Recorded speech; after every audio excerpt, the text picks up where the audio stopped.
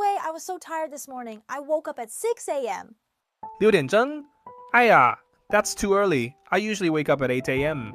Well, knowing how to talk about your day is essential for HSK1. Today, we're going to learn how to describe your daily routine, 每天的活动. First, the formula, subject plus time plus action. For example, 我6点起床. Right.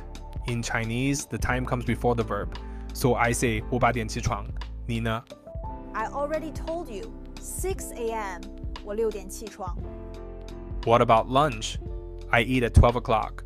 我12点吃午饭。 Me too. Then I work. 我下午工作，你呢？ I study Chinese in the afternoon.